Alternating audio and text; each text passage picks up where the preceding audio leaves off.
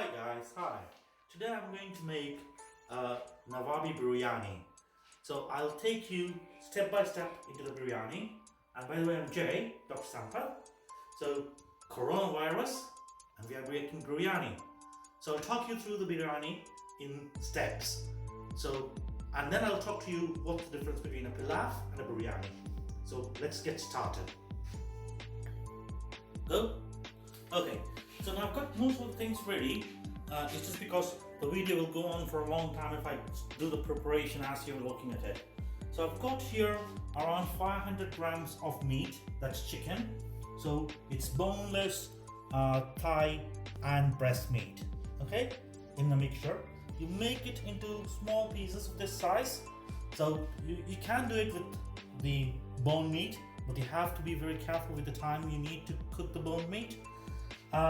Now, I'm going to marinate this meat and put this meat away. Before we go on marinating this meat, I have to just tell you, I have got 3 glasses of rice. So we are using a standard cup which I use to measure. I'll come to the water later. So I've got 3 glasses of basmati rice. I'm not sure where we've got the glasses.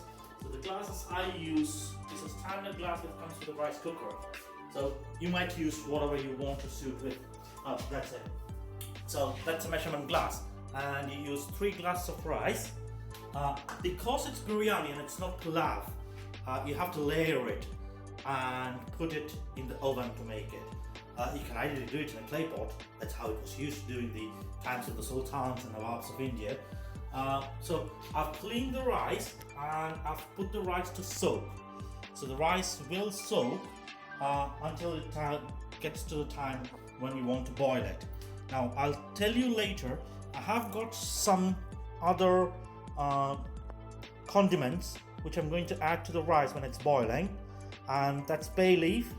We have got a couple of cloves, cinnamon, and a cardamom, and 2 cardamoms, and a couple of black pepper, whole black peppers. So that's going to boil, but we're going to take it out when it's boiled. So I'll tell you about that later. Now let's start with doing our marination of the chicken. So I'll get all the chicken inside a bowl, okay? So you've got all the chicken inside the bowl, and then wash your hands. That's most important. No viruses, washing hands. Yeah? And then, now I've got 2 kinds of biryani powder here. So I've got the Hyderabadi and the Sindhi. The exact biryani was made to the kings and the sultans, and they were called the Nawabs. So it's called as the Nawabi Biryani. But these ones are already made. So I'll use 1.5 tablespoons of each biryani. So that's 1.5, and that's the Hyderabadi biryani. Okay, don't look at the companies. I'm not being sponsored by anybody. Hopefully, later in the years, I might be sponsored. Yeah. And a huge thanks to my daughter. She's helping me making this video. And then another 1.5 of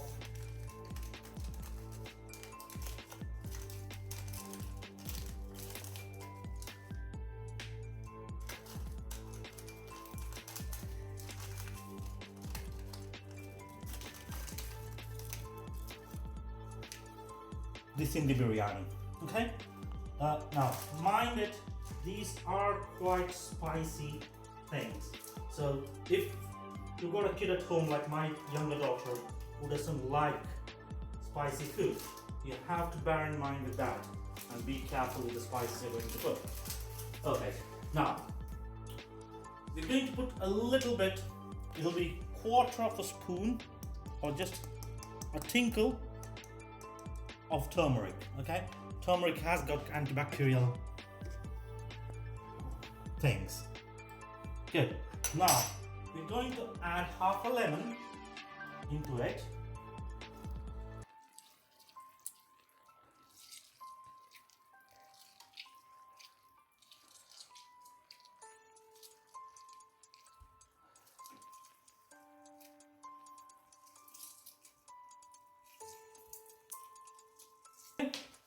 And let me take the seeds off. Okay, ready? And I'm going to put 2 good tablespoons of yogurt. Now that's Bulgarian yogurt. It's supposed to be the best yogurt in the world. Okay? And then you mix it all together. Okay, so I've mixed my chicken here. The chicken is ready. So it's going to be marinated in the fridge. So I'll probably leave it in the fridge for half an hour. People say around 15 minutes to half an hour. But we'll just leave it so that we can get other things ready. Okay? And as we are talking about the chicken, because it's a pulao, it's a biryani, and it's for the kings, so we need to use as a base some cashew. So I've soaked 50 grams of cashew in there, which I'm going to grind in my grinder once the cashew has soaked. Now we'll get our vegetables ready, and once we are ready with the vegetables, we'll continue with everything else. Okay, we've got our vegetables ready. So we've got 3 potatoes, 3 tomatoes, a red onion, 2 green chilies, and some curry leaves. Now, mind it, me being a South Indian, I use curry leaves. If you don't have curry leaves, don't worry about it. In England, you can get in all your South Asian grocery stores. But if you don't have it, that's fine. Let's get on getting them ready. Okay, so I've chopped my potatoes into small pieces. I've chopped my onions, the red onions, very finely. Now, because we don't eat too much chili, I've just sliced the chili so that it can just give the aroma out, but it doesn't leave the seeds out, so that it doesn't become very spicy. Because as I said, my younger daughter doesn't eat. The curry leaves, they stay as they are. We've got some ginger garlic paste. We're going to use 2 teaspoons of ginger garlic when we're cooking. Now I've pureed my tomatoes, and if you remember the cashew, which I had soaked in water for 15-20 minutes, I pureed that too. So this is all is going to go into the gravy with a little bit of garam masala, some paprika, and a little bit of turmeric. Okay? Okay, so now put the rice with some water in it and all the condiments we got ready. That's the pepper clouds, 4 or 5, a couple of bay leaves, 2 cardamoms, and a little bit of cinnamon, which is all gone into the water, and we have put it on medium flame and allow it to boil. The idea is to have the rice 3/4 boil. I don't want to cook the rice fully, so you have to cook the rice only 3/4. So the rice has to be cooked literally 3/4 the way. Okay? Now we've got our rice, which is nearly 60 to 70% boiled. So we've taken out the condiments, most of them, what we could get out of the rice. Now we are left the rice to cook. I've got a pan here which I'm heating on medium heat, and once it's heated, just pour a dollop of vegetable oil. We use sunflower oil. If you want, you can use any other oil, or you can use ghee, which is clarified butter, which the Indians use. Once the oil is hot enough, what you're going to do is going to use panch puran. So panch puran is basically 5 kinds of seeds. So you've got 5 types of seeds in it. So we're going to use our ice as a measure. So I'll probably say it's around a tablespoon of it.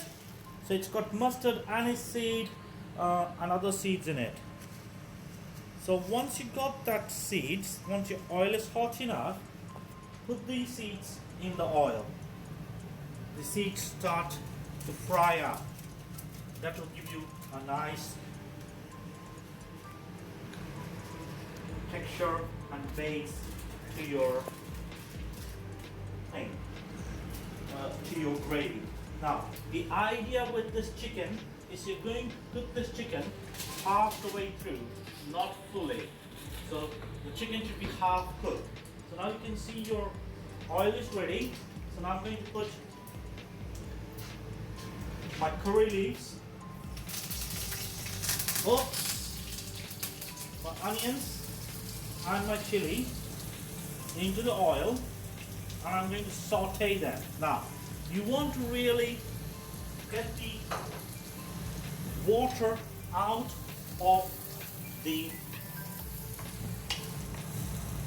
onions. So you don't want it to go really brown, you want it to be half brown. So you saute it half the way through. Okay? I'm going to add just a pinch of turmeric powder. You know, we've already added some turmeric powder in our base.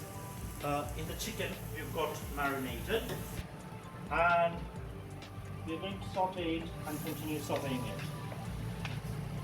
We've already put all the spices we need in our chicken, so we're just going to saute it nicely. Okay, now we have really browned the onions half the way through, so you don't really want to burn it, you want to get it half the way through. Once you've gone half the way through, put the potatoes in and start frying the potatoes. Now mind you, these are baby potatoes, so you don't want them fully cooked. As we said, we want them cooked half the way through because everything else is going into the furnace and it's going to be cooked more inside the furnace. Okay? So now we've gone half the way through. We just want to make sure that the potatoes get a little bit of brownie texture on them.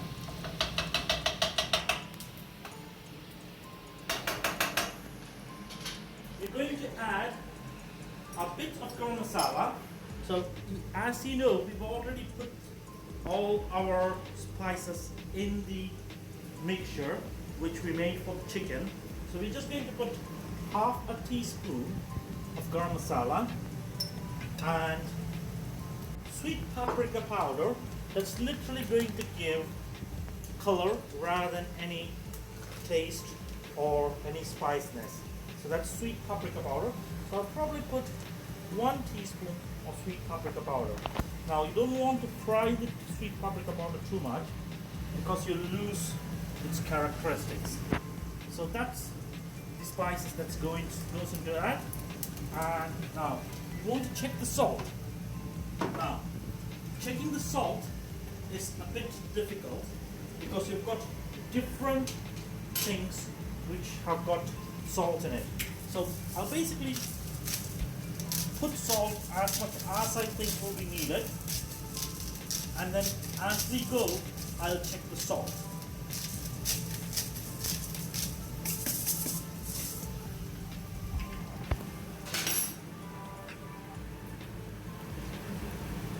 So that's literally around a teaspoon of salt gone in. Now you want to mix the mixture nicely. And you want to make sure the potatoes are well covered with everything. Now you want to make it into a thick gravy so you don't have too much of water in it. Now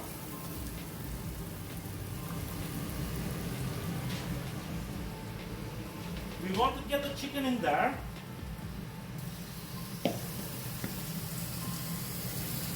So the chicken's gone in there. You just want to make sure first the chicken is around 25 to 30% cooked. So you have to make sure it's with your eyes.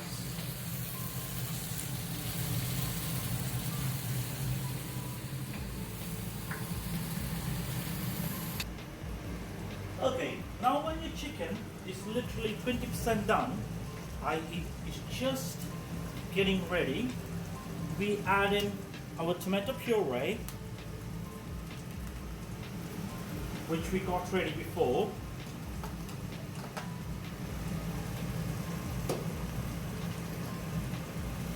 Add just a little bit of water.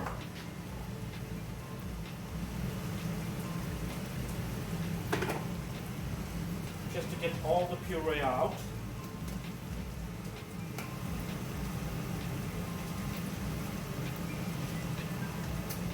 Okay, and then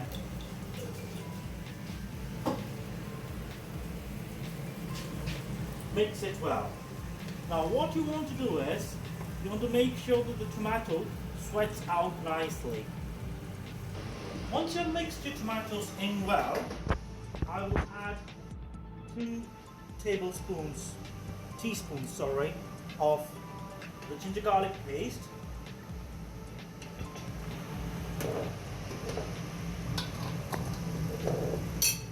And the cashew mixture which we made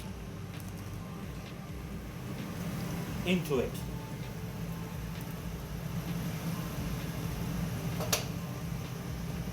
You again want to add a little bit of water.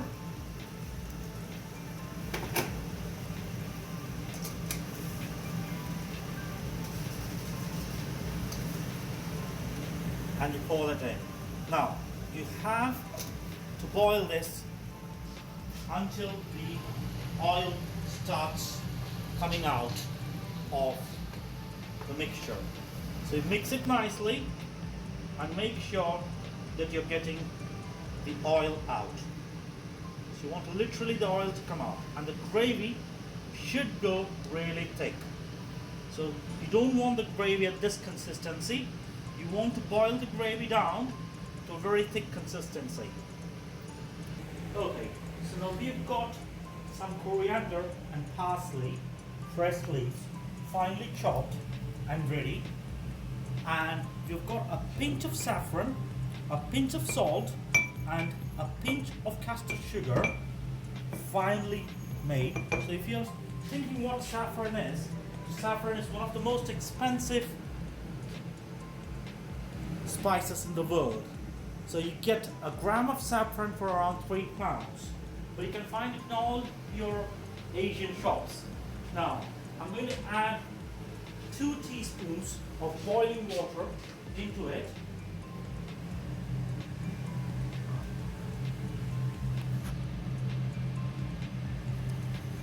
And it gives you a nice color. So this will go on to the rice and it gives you a nice smell. So you can see it's nicely orange, and that will be poured onto your rice. Now we're waiting for our gravy to be ready. So what you want to look out is for the oil to separate from the gravy, and the gravy is thick enough. So you don't want the gravy to be very loose. You don't want it to be very thick. You just want it to be half like that way. Yeah? So that you can layer it inside your plexiglass thing and put it inside the oven. Okay, now we've got our prepared gravy inside the plexiglass or the Yenna casserole. We're going to layer it. So we have put the gravy there. We're going to layer it with the green substance. So you don't mix it, you just put it on the top. Make sure it's equally distributed. So you don't want it up and down or half the way through. So what you're basically doing is you're cooking the rice through with the gravy on the bottom. Okay? So, okay, now we have layered all our veggies. So the gravy is in the bottom, you've got the greens in the middle, and the rice on the top. Now, once that is done, what you want to do is take the saffron water you've got ready and pour it on top of the rice. So the rice takes the saffron water nicely. So remember, we made 2 teaspoons. You can make 3 teaspoons or 4 teaspoons, but you don't want too much of the saffron water. So saffron also gives you nice color to the rice at the end. So remember, your rice is half cooked, it's not fully cooked, and you've got the saffron water on top of it. Once you've added the saffron water, be very careful with the saffron water, because if you're wearing a light t-shirt or something like that, you might get it stained. So be very careful with saffron water. Saffron water stains it a lot. Once you have put the saffron water on top of it, just a dollop of fresh cream, it's a single pouring cream, just a dollop of it on top of the rice, so that it goes into the rice and takes it all inside. That's going to be really yummy. I'm not sure how yummy it's going to be, but it's going to be very, very yummy. Now, we're going to put it inside the furnace and bake it at 190 degrees for around 40 minutes. Remember, you don't need to preheat the oven because you're going to use it later on. Now we've covered it with our EN glass, and we're going to set the furnace at 190 degrees, and we're going to put the whole thing inside. Once it's inside, just close it and allow it to heat up slowly by itself. So we're going to set it for 50 minutes because my thinking will be it'll take around 10 minutes for it to raise the temperature. So timer on, 30 minutes, 40 and 50 minutes.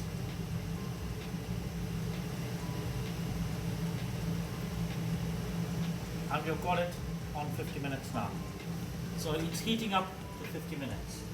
Okay? Now it's 50 minutes past. We've got our food, our cook ready. So it's literally ready to come out. Just waiting for it to cool down a bit. I can smell that smell. That really smells like the Nawabi food of the Indian sultans. Now anyway, let's not get carried over. So I'm going to heat up a little bit of unsalted butter. So let's say it's around 50 grams of unsalted butter. And I've got half a glass of almonds and cashew. I've got half a glass of almonds and cashew, which I'm going to fry in it. Once it's fried, we'll take out our food and put it on the top and mix it. Okay, now our unsalted butter is bubbling off. It's basically ghee. So this is how you make ghee. So ghee is clarified butter. Now we're going to put the almonds and the cashew in it and fry it for a little while. Make sure that your butter is not very hot, and start frying it. Once it gets a light brown color, just take it off. Okay, now it started boiling, it started frying a bit, and you've got the light brown color coming on the almonds and the cashew. You don't want any more color. You don't want to fry too much. You don't want it to be really... So that's the color you want, and you just take it off. And the rest will be cooked by itself. Okay, now we're going to take out our ready biryani. Oh wow, that smells so nice. Wow. So the biryani is coming out. It's going on top there. Good. Look at the colors there. Those colors are so nice. Good. We've got our nice biryani out. Now we're going to put the almonds and the cashew on top of it. Allow it to cool for some time before we mix it up nicely. Now the original biryani also has got raisins in it. You can put raisins, but my family doesn't like to eat raisins, so I'm going to avoid raisins. But it gives you that nice sweet and sour taste. Now all we need to do is mix it up nicely so that you get the nice flavor of the biryani along with you can smell it from here. You'll just feel how nice it feels. So you have to get the chicken from down. Okay, now we got our plate. Take a whole scoop from down up. You can see the meat is literally falling out. The meat is literally falling out. And you get the whole nice thing onto the plate. Look at that. You've got the biryani, you got the rice, you got the saffron, you got everything running out. And then you're going to put it with the raita.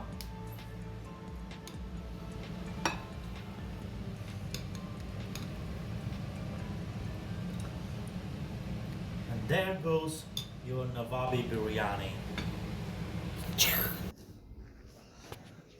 That's for the video, and I hope you like the Nawabi Biryani.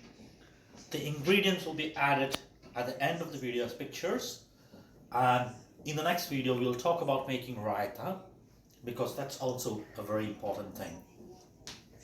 Thank you very much. Bye bye.